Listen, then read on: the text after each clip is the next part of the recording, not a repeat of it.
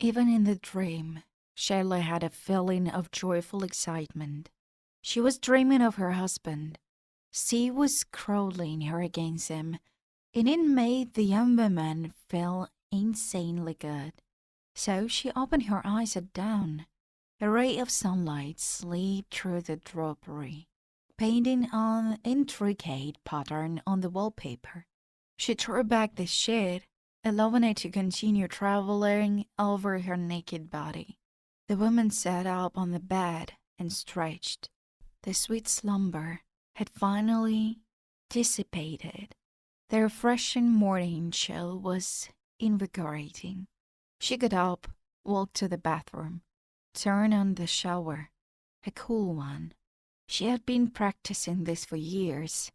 Hot water was soothing, kept her from concentrating, drained her energy. But this was like a second wind. You come out fresh and full of energy, ready to get back into the hustle and bustle of the day. Now Sheila lived comfortably under the patronage of her husband. He provided for her, and the woman didn't work, but the house was still her responsibility.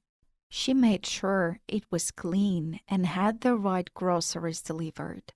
A new day was ahead of her, and in the evening, bed with her husband or Sheila grinned a scandal with a neighbor. James Monroe was Steve's longtime buddy. Before his marriage to her, they'd been inseparable, together all the time. Weekends, barbecue, beer, cowgirls.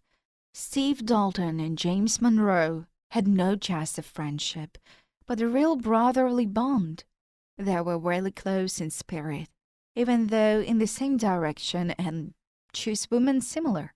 Steve, with his irrepressible swindler and endless supply of ideas, could always count on James' steady hand and wise counsel. Their paths were different. James was a waiter in a cafe, and Steve, that one came from a criminal background. Monroe watched his friend's house when he was doing time, sent him packages, and visited him there sometimes. There was an air of trust between them. Then Steve had an affair with Shayla that led to marriage. When he brought his new wife to this house, the neighbor greeted her with hostility. Then he reminded her of a bristling wolf that had strayed from its pack. Lonely, hungry, angry, Shayla too had behaved defiantly and implacably toward him. She had always been a leader, so in any controversial issue, she rigidly defended her opinion. Young, sensual, and passionate, she wanted to live only by her own rules. She had no pity for the man, and he delightedly spoiled her life, denigrating her in front of Steve. So they fought so much it looked like they were gonna fight. All the neighbors in the neighborhood watched their feud with curiosity. Shayla, at the beginning of their marriage, was deeply in love with her husband and was not going to share him with anyone. She knew of his criminal past and realized that he will never put a stop at it. But the man was handsome, as good, skilled in physical lovemaking, charming, strong, tall, with big, bright green eyes, strong chin, dazzling snow-white smile, dapperly dressed and groomed. He liked to look after himself in the wild. He played sports, went to the training salon. He had enough money for everything. Shella fell in love with him at first sight, as soon as she saw him in one of the popular nightclubs of the city. Before meeting him, she had led a wild lifestyle, not shying away from being a kept woman for old and rich daddies. She had her own company of buddies and friends who were after fat purses. Behind the young woman stretched the fame of a lover of debauchery. She was always the center of the company, a seeker of thrills and adventures. A tenacious look, big brown eyes, snatching a crowd of men worthy of his attention. daring, relaxed, bold. Parties, concerts, trips to the sea. Sheila was invariably the star of those events, surrounded by friends and admirers. But everything changed the same day she met Steve, brutal and independent. And it was he who brought something completely new and unexpected into her life. Dylan, too, could not remain indifferent to the young swarthy girl. Many people paid attention to her. Seeing her in the restaurant, the man felt that this time there was an interesting woman in front of him, and she will not be an easy prey. Flexible, open and short, olive-colored dress, she walked confidently through the hall. She moved easily, smoothly, although she was wearing high-heeled shoes. She carelessly fixed her deep chocolate-colored, heavy hair, smooth as silk. She cast a glance at him from under her long lashes, and the man's heart stirred, and he began to hunt at once.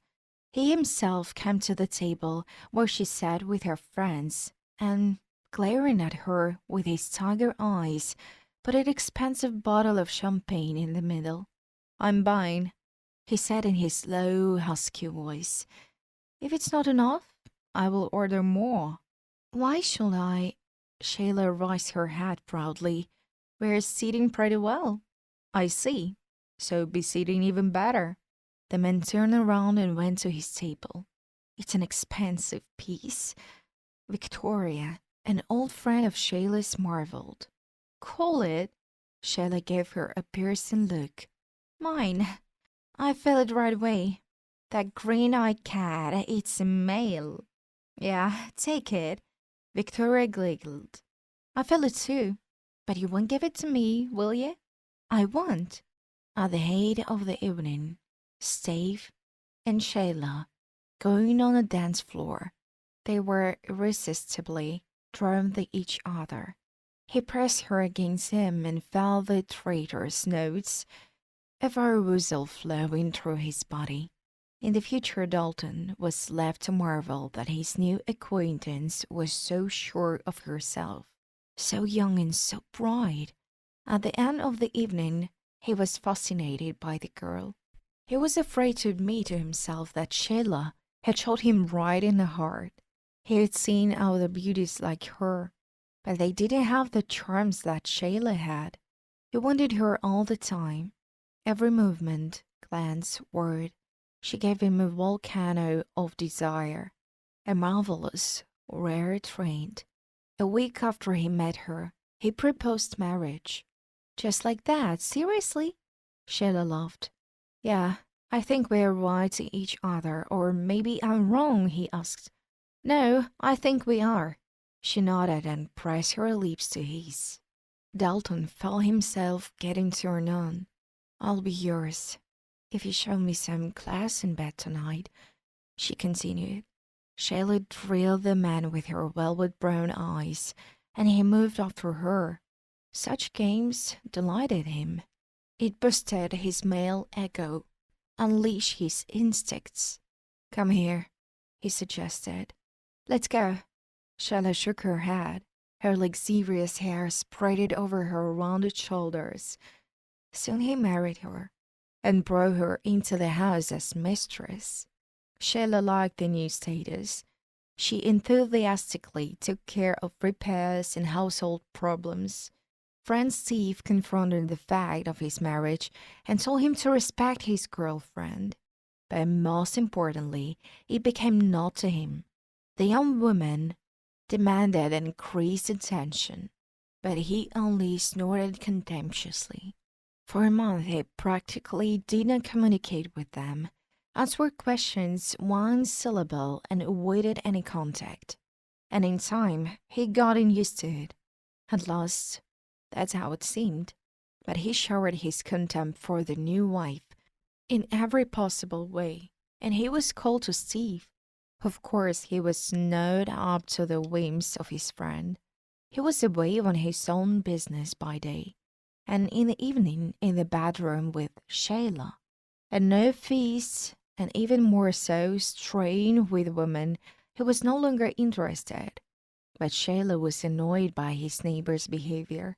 One night, when Steve was asleep after a good drink and rough sex, she was drinking champagne in the backyard.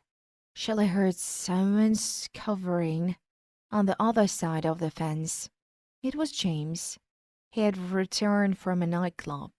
The man moved a dangling board in the fence and entered the Daltons' property. There he saw Shayla sitting in just her panties in a wicker chair. "Hey, you! What are you doing here?" She started, not at all embarrassed by her nakedness. "We need to talk," Monroe replied. "I demand basic respect from you. Don't you want to come in the normal way? Through the door of the house first? Why don't you get dressed first, stripper?" "Yeah. Who the hell are you? I don't even want to pay attention to you." James snapped back at her.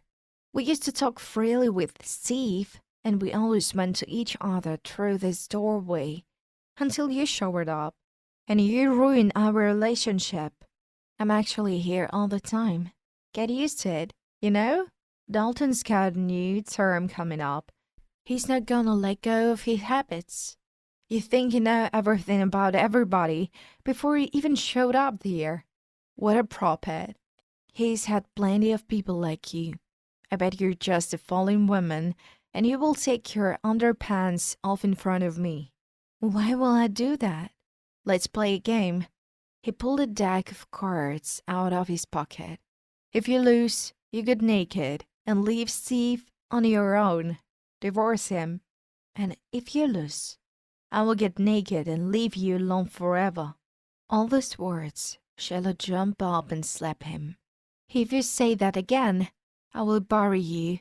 I'm the boss now, and I will stay the boss. Don't you realize? Who are you dealing with? Don't compare me to anyone. I'm the only one. You understand?" Monroe was confused at first. Then he rubbed the store pod with his hand and suddenly grabbed Shayla by the arms and pulled her back, tilting her forward. "Try that again, and now we'll fuck you right here." He pulled down the girl's underpants. "You're his wife, but use your head and what you open your mouth to. I'm taller than you and stronger. Go to bed before you get your lectious ass kicked." The man let her go. "Whoa!" Shayla's face broke in a defiant smile. "You're not as easy as you look." She backed away from him. Then she sat back in her chair and said, "Okay, I take my ambitions back. You surprise me. Let's play." They did not notice a man looking at them from the window of a Dalton house. His eyes glittered angrily, but he did not move, watching what will happen next. They played for 20 minutes, and Shayla suffered a crushing defeat. She stood up from the table and slowly began to pull down her panties. James looked at the swarthy beauty. She was good. But Monroe did not believe her, realized that she would not hurry with the divorce, and was unlikely to keep her word. He decided to use her and tell Steve about it. "I will take you," he said excitedly as he undressed. Shayla's breath came in short gasps. A handsome, muscular man stood before her. He was aroused. He walked up to her, threw her down on the grass, and took her, roughly, quickly. His blue eyes were filled with nothing but hatred. Then he left her alone. He gathered his things and went to his house. He woke up to soft lips caressing his body. He pulled back the sheet. "Shayla, how did you get in?" "The door was open." "Are you crazy?" He tried to push her away. "I don't want you. Yesterday's contact was for the sake of your argument." "You're lying." "Where's Steve?" he asked, pushing her away. "He wasn't in the bedroom when I got back." "Gone somewhere," the woman whispered. "What time is it?" "Noon." He reluctantly got out of bed, picked up his cell phone from the bedside table, dialed Dalton's number several times. No answer. Sheila sighed. Me neither. It's strange. He hasn't set foot in casino in 3 months. He's never really been attracted to women. Come on, get dressed. Let's go to the hot spot and look. Pulling a white sweater and jeans over his naked body, James started the car. Get in, Sheila. He frowned. My gut tells me we need to hurry. The engine roared, and the car sped off. Monroe drove as well as he liked. No brakes, as they say. He made a quick detour to all the hot spots. Steve was nowhere to be seen. There is only one place left, the woman said, and a couple minutes later, they arrived at the police station. Yes, yes, the officer on duty nodded tiredly. We got here Dalton on a jewelry store theft. You know, he's the kind of guy who doesn't stay out long. Well, that's pathological, James swore profanely. Steve was sentenced to 3 years. He was sent to the maximum security prison. Sheila came to see him for an extended visit. He's been released to a hotel for 24 hours. To her surprise, he pounced on foot first and then on her. Steve loved her rough and fast this time, but he had deliberately left out the fact that he had seen her and James out the window. You called. Did you find someone else? He asked after sex. Don't be silly, she whispered back. I'm just tired from the road. I will fix myself now. Well, I recognize my initiative, girl. The man pulled her to him by her strong buttocks. It's like heaven with you. He kissed passionately into Sheila's scarlet lips. Their dance of love continued until dawn. Steve pretended to be very pleased. I'm running out of money. What do I do? Sheila asked him in the morning. Don't worry, honey. But don't give yourself to anyone but me. I will strangle you for that. And you won't be in need. I've got plenty of it to spare. I will write you a check and take it with you. Don't deny yourself anything. Spend it on vacations, saloons, pubs, but no man. Go anywhere with James. You said you were friends without me. We did. She nodded, shuddering. Sheila was drowning in her husband's caresses. He wouldn't let her out of bed, but had given herself to him. She dreamed only of Monroe. For the first time, haunted for men's hearts, tired of physical love. Now she was not enough extravaganza sex. She wanted in the arms of his beloved. Being close to him made her a slave to happiness, and she wanted to be with James every minute of her life. Meanwhile, her relationship with him was complicated. He slept with her and was tireless in intimacy, but he only looked at her with lust. There was no love in his cold blue eyes. When she returned home from her husband's, there was a surprise waiting for her. Monroe put her things in bag and showed her out the door. The woman's heart nearly sobbed. She beat helplessly at the door with her fists, but he wouldn't open it. Finally, his head appeared in the open window. This is my house. Are you crazy? You're wrong, sweetheart. It's mine now. His labor had a copy of Dalton's deed of gift. And you're a pauper now. The man laughed. Is that what you needed me for? To get rid of him and me? Like prove to yourself that you're better? No, you didn't. I don't need you at all. I'm sick of you. You belong in a whorehouse. You can go without me, without the sweetness of our experiments. Just give me an order and I will do whatever I want. I'll be yours every hour of every day, everywhere. I beg you, open up. No more, go away. He closed the window. 5 years passed. Dalton was still in prison. He was added to his sentence for a fatal fight in prison. James became his heir apparent.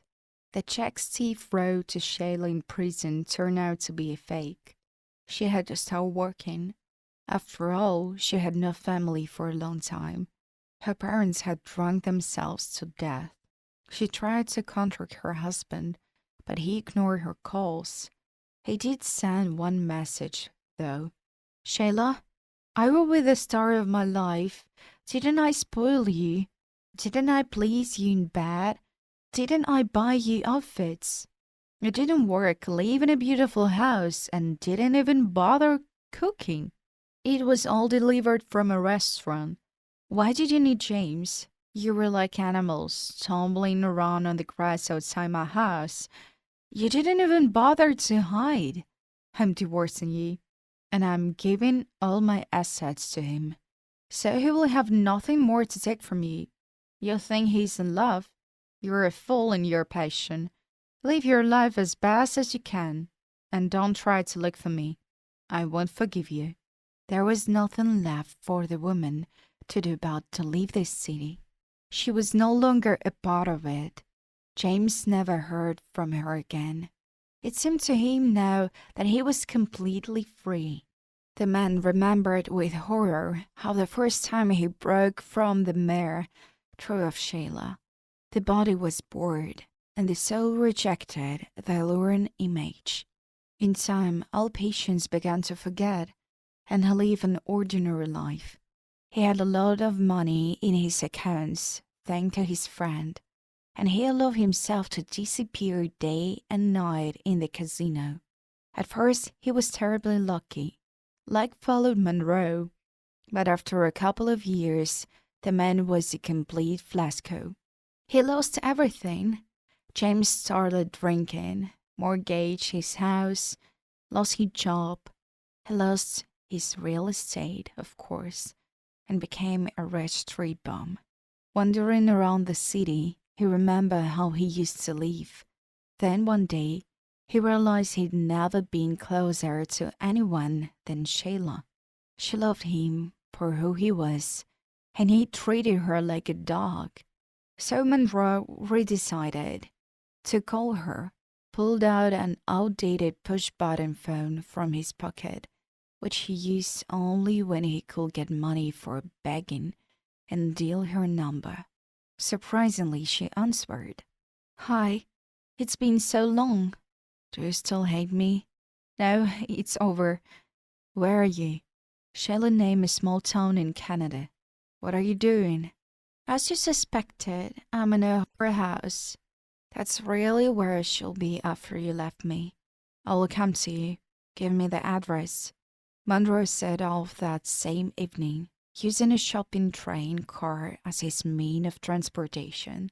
She recognized him at once, though she wasn't sure he was coming. James looked at her as if the past hadn't gone away, like they were still young. Shelley had the day off and took him to her rented apartment. There James washed himself and dressed in a white terry-cloth robe. She fed him and asked him, "James, why are you here? How did you end up here?" He replied, "I just wanted to see you. I talked to you. I know how life has turned out. I have nothing now." She smiled sadly and said, "Neither do I, James. Neither do I. But will you like some coffee or something?" "No, I will want to be with me again. Like in bed." "Yeah, very much." Their lips come together, and everything that was wrong in their lives dissolved. They sank into a passionate tango of physical intimacy. They were so good together. So much so that they forgot that James was a bum and Shayla a prostitute. They loved each other, fiercely and boldly, as happy or not so happy, but all couples on earth do. Meanwhile, Steve Dalton started out the prison window. The man did not see the green grass in the yard, the inmates playing soccer. In front of his inner gaze, two bodies were intervened in the blissful languor of love.